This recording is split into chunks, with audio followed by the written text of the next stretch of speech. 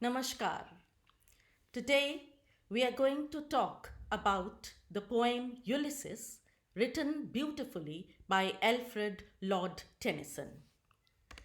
This is a poem which has an eternal value because it talks of events happening and events imagined in the BC period.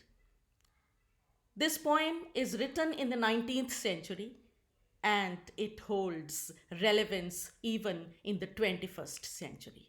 So, here is a perfect example of the eternal value of literature and of human endeavor. So, here I begin with the poem. It little profits that an idle king, by this still hearth, among these barren crags, matched with an aged wife, I meet and dole unequal laws unto a savage race that hoard and sleep and feed and know not me. As you can see, that this is a poem which is a dramatic monologue. Here there is a speaker, and that speaker happens to be Ulysses, the king of a small city state, Ithaca, in Greece. He is a hero who fought bravely in many battles, the chief among them being the Battle of Troy. And that battle, we will talk about it later on when he refers to that battle in this poem, but that battle went on for 10 long years. And after that battle, Ulysses, along with his mariners, his fellow seamen, went around, had a lot of adventures, struggled to come back to his own kingdom, which was Ithaca. His adventures on the sea went on for another 10 years before he reached his own kingdom. So that means that when he left for the battle and when he came back between that period, 20 long years had gone by. But in those 20 years, Ulysses had seen a lot more about the world than he would ever have done had he stayed in his own little kingdom.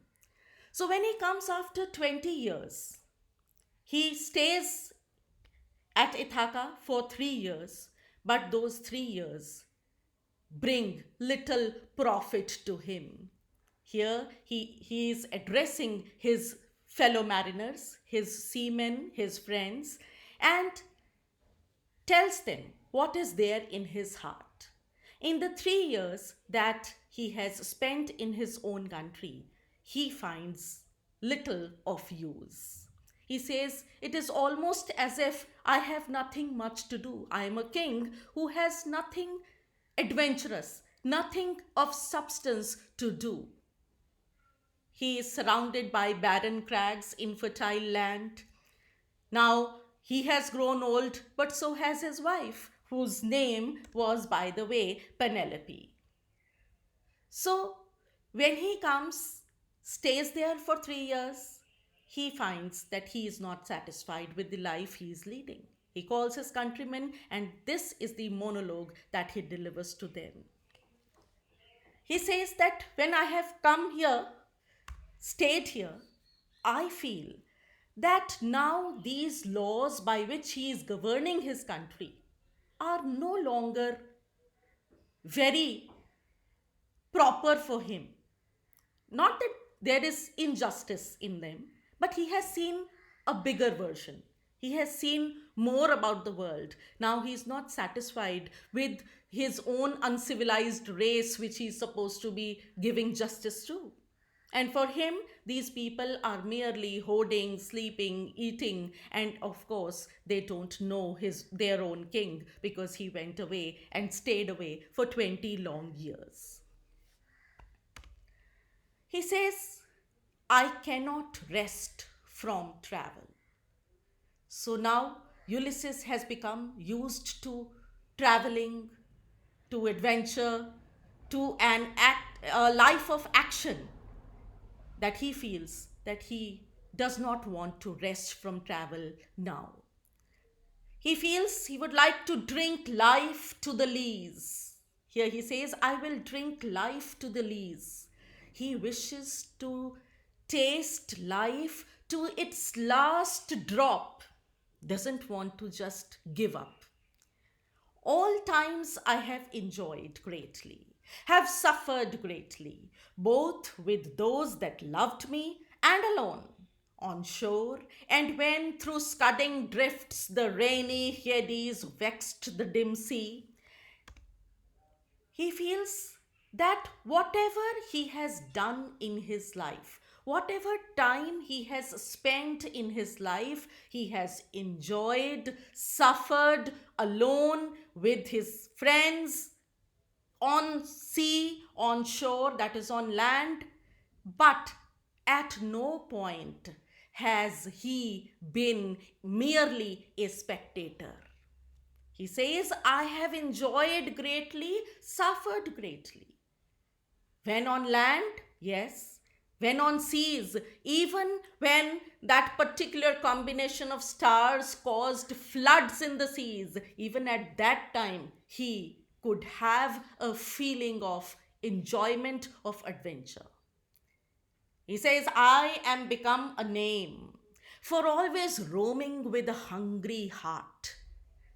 There is a desire, a strong yearning in him to roam around, to move beyond what is known. He says, I have become a name for that.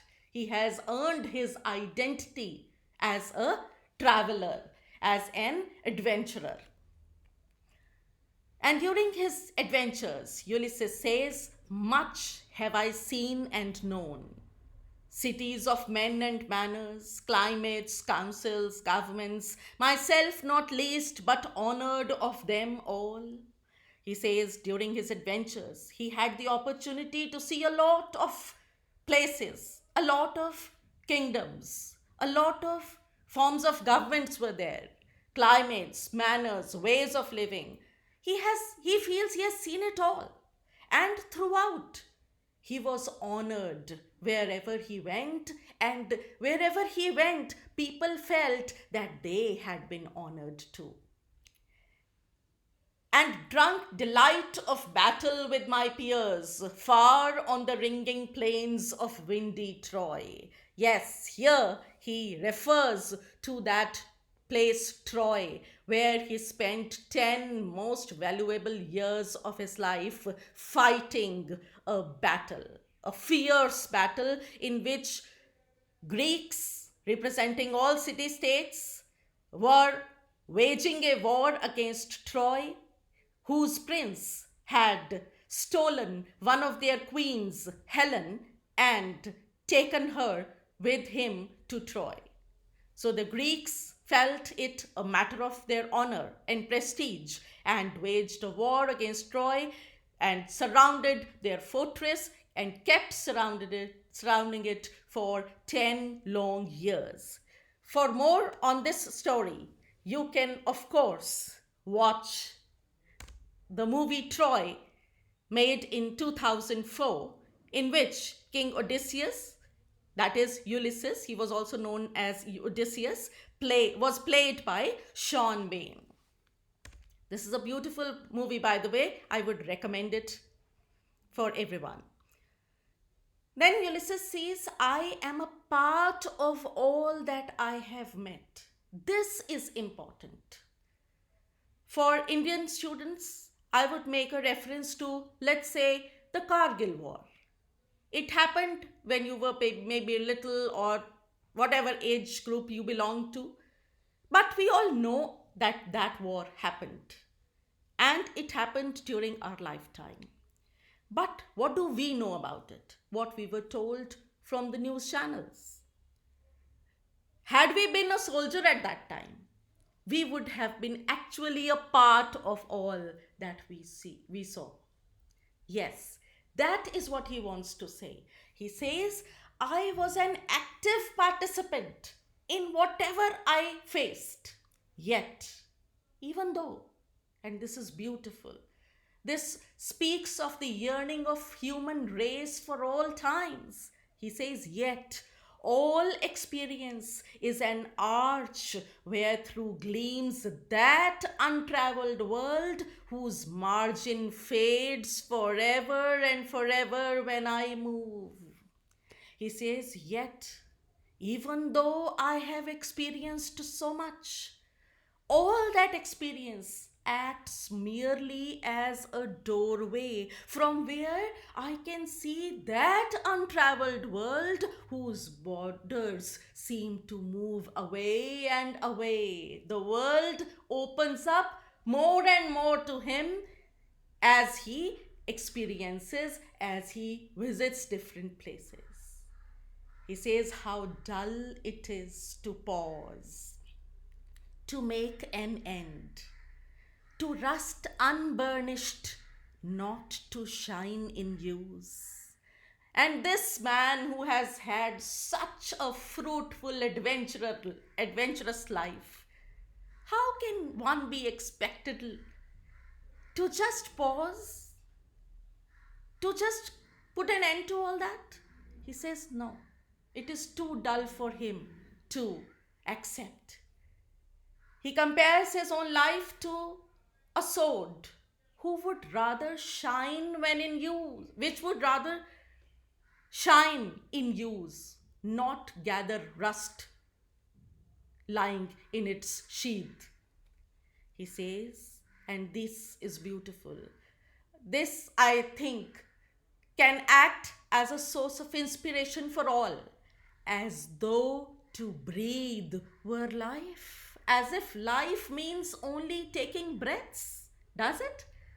Life offers much more to us than just the act of breathing. He says, life piled upon life were all too little. He says, actually, there is so much to know, so much to go through, so much to experience in life that maybe one life is not enough. Life piled on life would be too little to experience everything. And he says, and of one to me, little remains. And now that he has been granted only one life, that too is very little of it is still left. But every hour is saved from that eternal silence, something more, a bringer of new things. And while it were for some 3 suns to store and hoard myself, and this grey spirit yearning in desire to follow knowledge like a sinking star beyond the utmost bound of human thought. And he says that now, very little of the life that he has is left. He wants every hour that is saved from the eternal silence, which is, of course, we all know, death. He says, before death, whatever time he has, he feels that that should be a bringer of new things. He finds it hateful that he has been forced to live 3 years in this land where nothing much is happening. And he says his spirit is yearning to follow knowledge like a sinking star and to follow it even beyond uncharted territories. But since we know that he is a king, it is his duty to take care of his subjects, which he doesn't want to do because he wants to go. So he names his successor. He says, this is my son, mine own Telemachus, to whom I leave the scepter and the isle. The scepter is that rod of authority which a king possesses. You can see it in a pack of cards. The K always holds on to a rod. That is the symbol of authority that a king has. So he says, to Telemachus, I leave my scepter and the isle, this island, this kingdom, well loved of me, discerning to fulfill this labor. He says, I have great affection for Telemachus because he is understanding enough to do this labor, this hard work of looking after the people willingly. By slow prudence, to make mild a rugged people. He has that persistence, that patience, and that wisdom, that judiciousness to make mild a rugged people, to gently lead these uncivilized people to a better world, to a better way of living, and through soft degrees subdue them to the useful and the good, and to make them live a better, more useful life. Most blameless is he. He is so far a character which has who has no blame, centered in the sphere of common duties. All the time he is preoccupied or focused on the duty that he is supposed to perform. Decent not to fail in offices of tenderness. He is considerate, very decent, will never do anything out of consideration for his subjects, and pay meet adoration. And he is one who has been groomed to offer due veneration to my household gods. To his household gods, he will pay veneration, he will worship, he will give proper, dutiful veneration to those gods when I am gone. But Ulysses is very sure now. He has had 3 years of looking into himself. He has reached a decision. These words, the next words, just bring that sense of decision out of him. He works his work, I mine. So now he has decided that Telemachus is the king who is fit to rule his kingdom, and he has other things to do. So he calls upon his fellow mariners, shows them, points them towards that port. He says, there lies the port. The vessel puffs her sail. The ship is ready to sail. There gloom the dark, broad seas. It is end of the day. The seas have a gloomy look about them. But then, of course, the mariners are rather charmed and not frightened by that gloomy, dark sea. My mariners, souls that have toiled and wrought and thought with me, he is in a way inspiring them. And he says that you are those souls who have always struggled, worked hard with me, and you have always been on the same plane of thinking, that ever with a frolic welcome look took the thunder and the sunshine, that always welcomed with a cheer the thunder and the sunshine. It did not matter to them whether the weather was stormy or whether it was full of sun and fine. It was okay. They had to do what they had to do. And he says, and you were the ones who opposed with free hearts, free foreheads. But suddenly, a thought crosses his heart. And he says, you and I are old.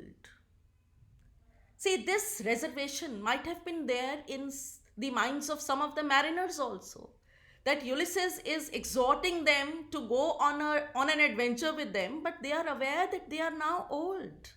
He says, you and I are old, but old age hath yet his honor and his toil. One line which I think every young person on this earth should remember. Old age too has its honor. And when we are old, at that time too, we can perform certain duties, we can go on and do what we like. It is only death that closes all, not old age. So he says, but something ere the end, something before the end, some work of noble note may yet be done. He says, before we die, some great work can still be done by us. By us, who are they? Not unbecoming men that strove with gods. Remember, these times are the ones which talk of pre-Christ era, much before that, when the epics we talk of, the Ramayana or the Mahabharata, when we talk about them, we find that gods are taking birth on this earth. Human beings are fellow warriors with gods. Gods are taking sides. Similarly, during that Battle of Troy, it is believed that gods also descended, and these were the heroes who fought with gods. He says, we who in our youth could fight with gods, can we not do something of noble note now that we have become old? He says, the lights begin to twinkle from the rocks. From afar, they can see the stars. They seem to be rising or setting behind the rocks. The long day wanes, means the long day comes to a close, comes to an end. The slow moon climbs. The deep, that is the ocean, moans round with many voices. The ocean seems to be rumbling with many voices. But remember, all these voices seem to be calling these mariners. Come, my friends, 'tis not too late to seek a newer world. So he exhorts his friends to come with him. And he says it is not too late. We can still find a newer world.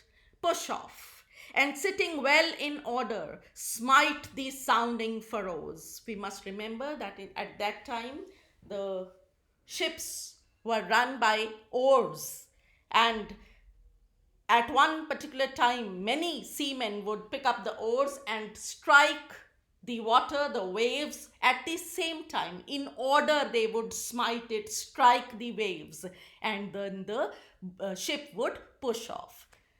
For my purpose holds to sail beyond the sunset and the baths of all the western stars until I die. He says, let's start on our journey, which for me would continue till I die, till I have sailed even beyond the sunset, even beyond the known territories. It may be that the gulfs will wash us down. It may be we shall touch the happy isles and see the great Achilles whom we knew. Of course, at this point, Ulysses is aware that he and his mariners do not know for sure what is going to happen to them. It may be that they will be sunk beneath the sand of the ocean, or it may be that they would probably reach the Happy Isles. That was an island which the Greeks felt hosted the great warriors that they had ever had after their death. And he tells his people that maybe we shall see Achilles there. Achilles was a young Greek hero who laid down his life in the Battle of Troy. So, just to inspire them, maybe, or maybe it is his sense of ambition that tells him that maybe they will reach that Happy Isles where they might find Achilles, whom they knew and loved. Though much is taken, much abides. He says, although much has been taken away from us by time, by age, yet much abides, much still remains.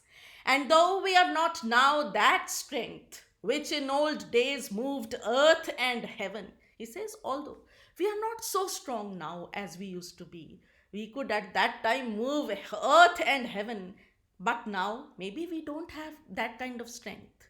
That which we are, we are. But what we are, we are. So we should not ignore the greatness left in us. So what are they? He says we are one equal temper of heroic hearts. In our hearts, much heroism still remains. Made weak by time and fate. We may have been made weak by age, by time, by destiny, but we are strong in will. In our will to do things, we are still very, very strong. And what are the things that they want to do? He says we are strong in will to strive, to attempt, to struggle, to go for great endeavors, to seek, to find, to look for, to discover, and what is most important, not to yield. We will never surrender. That's it. I hope you've understood it. Thank you.